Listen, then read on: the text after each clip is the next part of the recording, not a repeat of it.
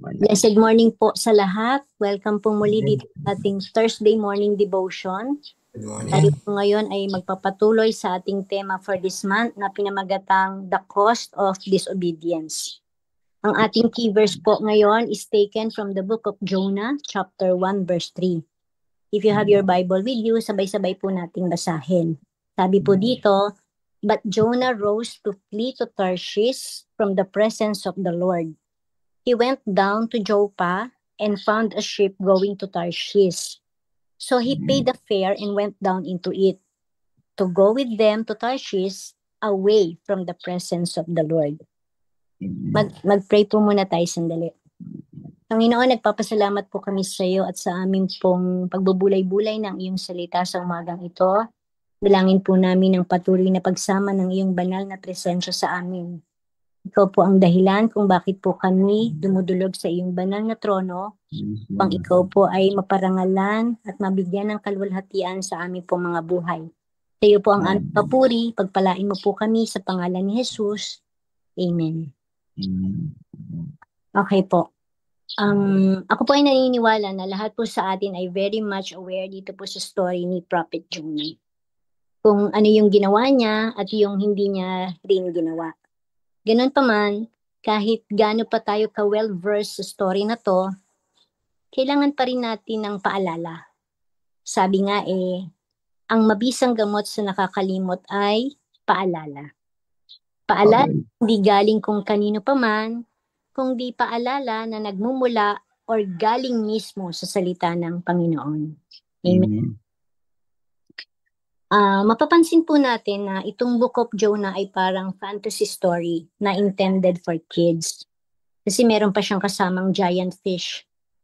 Pero ito po ay true-to-life story that literally happened sa buhay po ni Jonah na inalaw po ng ating Panginoon.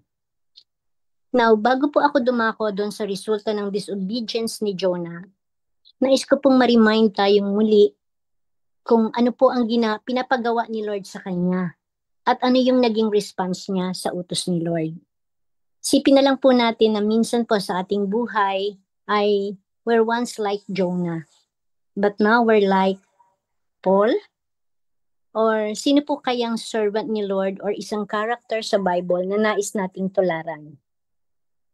Anyway, going back, mayroon pong clear and specific instructions si Lord kay Jonah. Una, ang sabi, go to Nineveh. Ito po mismo ang clear and specific na instruction ni Lord sa kanya. Ano po ba ang Nineveh? Ang Nineveh po ay lugar wherein ito po ay full of ungodly people.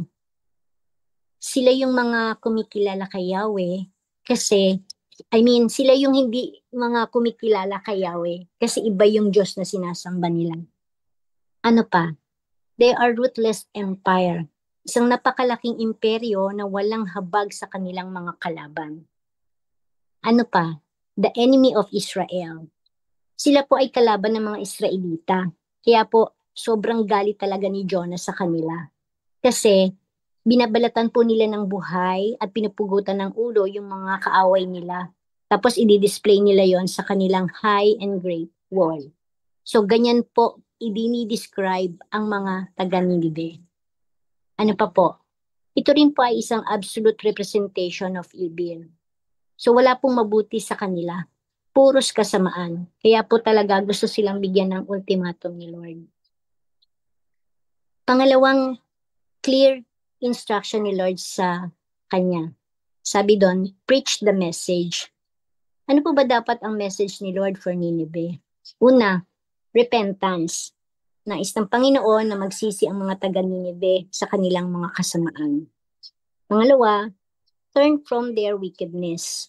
So nais ni Lord na hindi lang sila magsisi, kundi tumalikod pa sila sa kanilang mga kasamaan. At take note po, 40 days yung grace period na binigay ng Lord sa kanila para gawin nila yung pagbabago. Fair enough and long enough, di po ba? So wala silang excuse kasi mahaba ang palugit na binigay ni Lord sa kanila. Now, ano ang response ni Jonah sa clear and specific instruction ni Lord?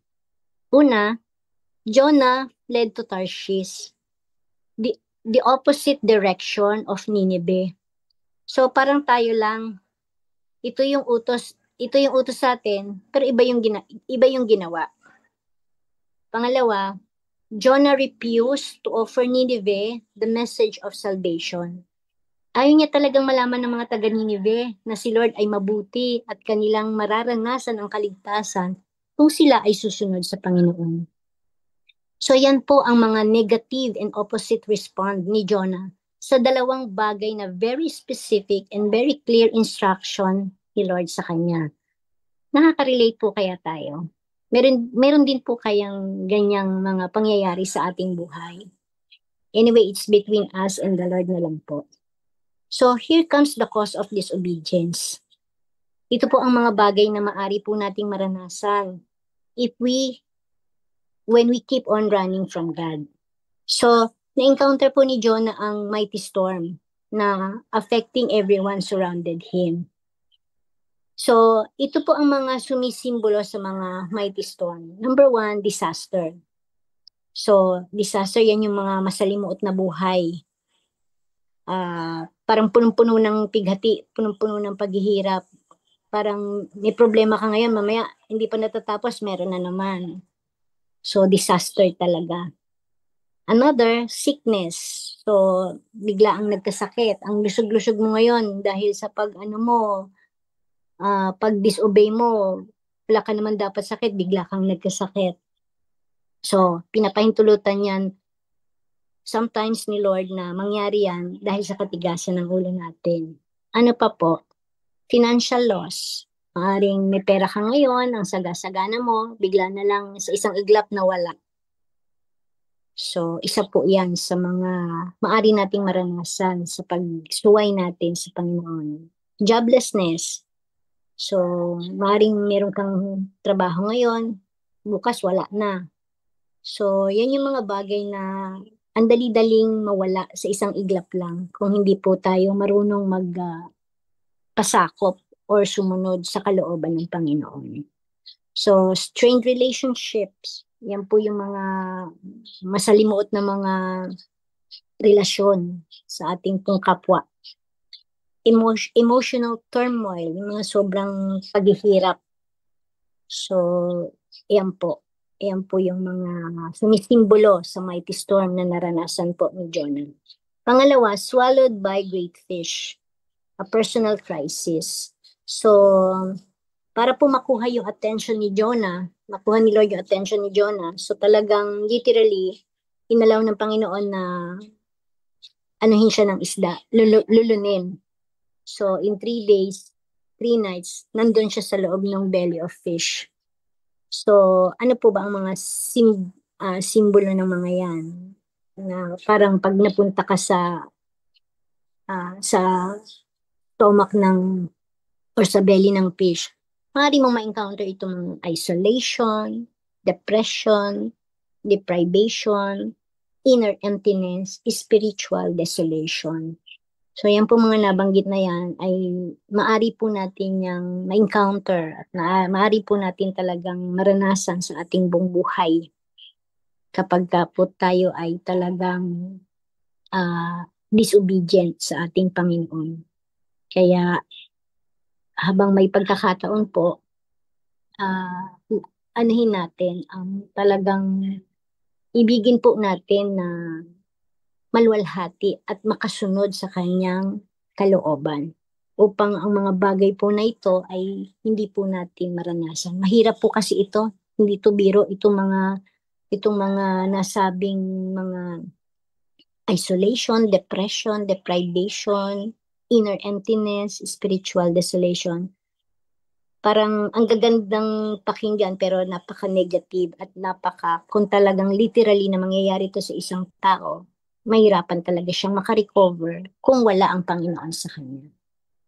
So, in conclusion po, ang conclusion po natin ay, ang masasabi natin, we are free to choose anything we want, but we are not free from the consequences of our choices. So, malaya po tayong gawin ang lahat ng bagay na gusto natin. Pero take note po, hindi po tayo malaya sa consequences po ng mga bagay na napili po natin at ginawa natin. Especially kung ang mga bagay na yun ay hindi maayos at hindi maganda at lalong-lalo na hindi kalooban ng Panginoon. So, hindi po yun para sa mga mananampalataya. But anyway, meron naman pong good news. Ang sabi po sa Psalms 145 verse 8, sabi po, "The Lord is gracious and compassionate, slow to anger and rich in love." So, yan po ang good news na si Jonah po, hindi po siya dinestroy ng Panginoon kahit na ganun yung kanyang ginawa. Still, binigyan pa rin po siya ng second chance, binigyan siya ng pagkakataon ng Panginoon para siya po ay magbago at sundin kung ano man po yung pinag-uutos ng Panginoon sa kanyang buhay. Yan lamang po. Maraming pong salamat.